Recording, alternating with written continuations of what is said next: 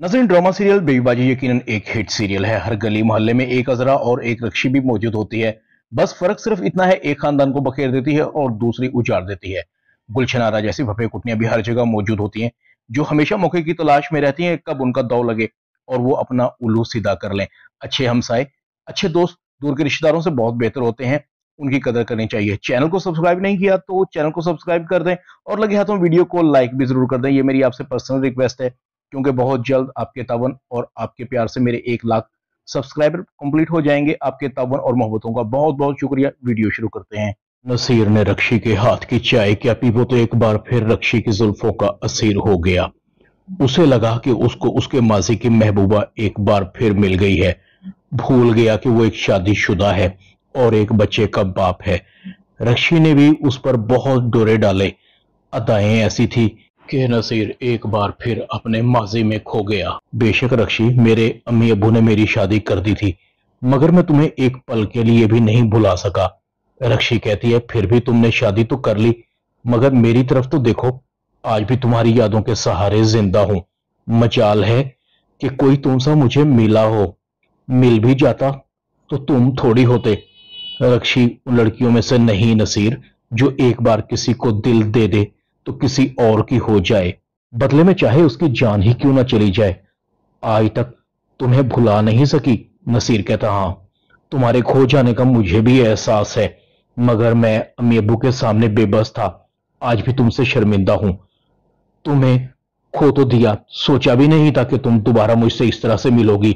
हर वक्त तुम्हारी याद आती थी। मजाल है कभी किसी काम में दिल भी लगा हो। रक्षी गौर से ललचाई हुई नजरों से नसीर को देख रही थी। क्या करती मैं भी। अम्मी ने बहुत जोर लगाया कि शादी कर लूं, मगर दिल है कि मानता ही नहीं। किसी दूसरे की जगह बनती ही नहीं इसमें। बस अब सोचती हूं, तुम ना सही, तुम्हारी यादें तो मेरे पास है ना। नसीर, मेरी तरफ देखो ना। देखने पर तो कोई पाबंदी नहीं है। नसीर कहता है, तुम आज भी मुझसे उतनी ही मोहब्बत करती हो। रक्षी लंबी सांस लेती है। इसी आस पर तो जी रही हूं, बस नहीं चलता तुम्हें अपना दिल निकाल कर दिखा दूं, मगर ये कम्बा दिल है ही ऐसी जगह, किसी का बस नहीं चलता। इतने में रक्षी की मां की आवाज आती है, रक्षी बेटा, काम पड़ा है, मेहमान भी आएंगे। रक्षी कहती है, अरे अम्मा, छोड़ो मेहमानों को, बल्कि भूल जाओ, छोड़ दो मेरी शादी की फिक्र। कल भी हां नहीं कही थी तो आज भी हां नहीं करूंगी। क्यों खामखा जिद करती हो? कहा ना कि मैंने शादी नहीं करनी। रक्षी की मां कहती है, तुम्हारी मां हूं, मुझे नहीं फिक्र होगी तो किसे होगी। राहें तकना बंद कर दो। जो लोग रास्ते में छोड़ जाते हैं उनका इंतजार नहीं करते रहना चाहिए। नसीर रक्षी के घर से आ जाता है। रक्षी कहती है, फोन तो करोगे ना नसीर? नसीर हां में सर हिला देता है। अस्मा बेसब्री से इंतजार कर रही थी। नसीर अभी तक घर नहीं आए। मैं क्या करूं, शाहजेब आने वाला है, उसे भूख लगी होगी। दूसरी तरफ वासिफ कहता है, फरहत, अम्मी की बहुत याद आ रही है, सोचता हूं कुछ दिन के लिए अम्मी को ले आऊं। फरहत कहती, हां, हाई तो कोई नहीं है, अगर तुम्हारा दिल कर रहा है तो तुम भी मिलकर आ सकते हो। दूसरी तरफ बेबी बाजी को भी सबकी याद आ रही थी। उसके कानों में हर वक्त सदीकी साहब की और उसके बच्चों की आवाजें गूंजती थी। इतनी रौनक थी, सब इकट्ठे बैठते थे, बातें करते थे, मगर यहां तो अजीब सा सन्नाटा है। अजरा सारा दिन अपने कमरे में बंद रहती है। जमाल और वलीद काम पर चले जाते हैं। उमर स्कूल चला जाता है और अंबर, उसको तो मोबाइल से ही फुर्सत नहीं है। अजरा जैसे ही खाना लेकर आते, बेबीबाजी कहती है, अजरा, ये कोई खाने का टाइम है? तुम्हें पता है कि मैं वक्त बेवक्त खाना नहीं खाती। अजरा कहती, अम्मी, आदत बना लें, वक्त बदल गया है। अजरा बेबीबाजी के सामने खाना रख के चली जाती है। बेबीबाजी खाने को देखती है तो रोटियां भी सूखी हुई थी। बेबीबाजी की आंखों से आंसू निकलते हैं। जमाल घर आ जाता है, अपनी मां की आंसुओं से भरी हुई आंखें देखता है। अम्मी, आप रो रही हैं? बेबीबाजी कहते हैं, नहीं, बस घर की याद सता रही थी। जमाल अपनी मां के सामने सर झुकाकर बैठा रहता है। फौरन घर का ख्याल आता है, अम्मी सही कह रही हैं। जिस मां के पहलुओं में मैं सर रखकर आंसू बहा लेता था, आज उसी मां के आंसू थमने का नाम नहीं ले रहे। कितना बेबस हूं। जमाल लंबी सांस लेता है और गहरी सोच में पड़ जाता है। भाई हिस्सा मांग रहे हैं, घर को तो बचा ही सकते हैं। दूसरी तरफ नसीर घर आता है। अस्मा कहती, आ गए आप? काफी देर कर दी। नसीर कहता है, मैं फारिग नहीं हूं, काम पर था, अक्सर देर हो जाया करेगी, आदत डाल लो अकेले रहने की। अस्मा की आंखों में आंसू आ जाते हैं। नसीर का ख्याल रक्षी की तरफ जाता है। नसीर को ऐसे लगा जैसे उसकी जिंदगी में रौनक आ गई हो। मैं अब भी रक्षी को पा सकता हूं। दूसरी तरफ रक्षी की मां कहती है, तुम नसीर को यहां तक ले तो आई हो, क्या तुम्हें लगता है कि वो तुम्हें अब भी अपना लेगा? रक्षी कहती है, अम्मी बस उसे पता न लगे कि मेरी शादी हो गई है और मुझे तलाक भी हो गई है। उसके दिल में मेरी मोहब्बत की जो राख थी ना, उसमें चिंगारी भड़क उठे एक दफा। इस चिंगारी को मैंने आतिशफिशाना बना दिया तो मेरा नाम भी रक्षी नहीं।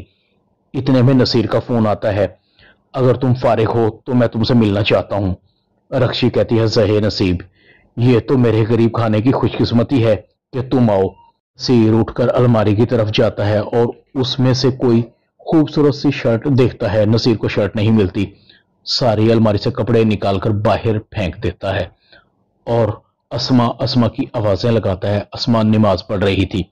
नसीर अस्मा के पास आता है। अस्मा, तुम बहरी हो गई हो, मैं तुम्हें कब से आवाजें दे रहा हूं, आकर मेरी शर्ट दो। अस्मा जैसे ही कमरे में आती है, कमरे में अलमारी से कपड़े बाहर निकले हुए थे। अस्मा कहती है, आप कहां जा रहे हैं?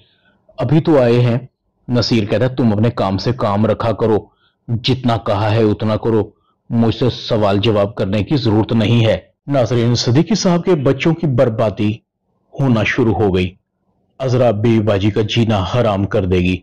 अजरा चक्कर से बेबी बाजी का हिस्सा और उसके जेवर को भी चुरा लेगी।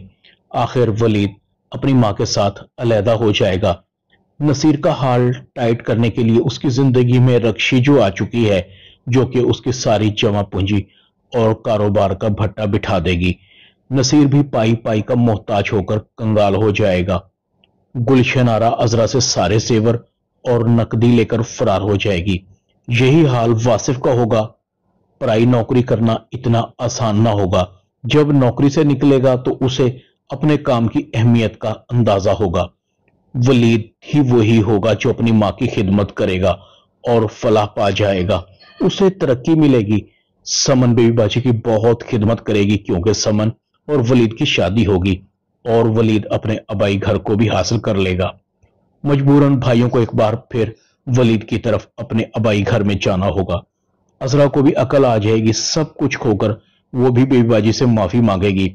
रह गया नसीर, उसकी हालत तो भिखारी जैसी हो जाएगी। वलीद उसे भी घर ले आएगा, तब जाकर बेबीबाजी का कुनबा मुकम्मल हो जाएगा और तभी सबको एहसास होगा कि घर इमारत को नहीं कहते बल्कि उसमें रहने वालों की वजह से वो घर कहलाता है। ड्रामा बेबीबाजी में इतना ही। चैनल को सब्सक्राइब कर दें, वीडियो को लाइक कर दें और बेल आइकॉन के बटन को दबाकर ऑल पर क्लिक कर दें ताकि आपको मेरी आने वाली नई वीडियो का नोटिफिकेशन फौरन मिल सके। अपना ख्याल रखिएगा।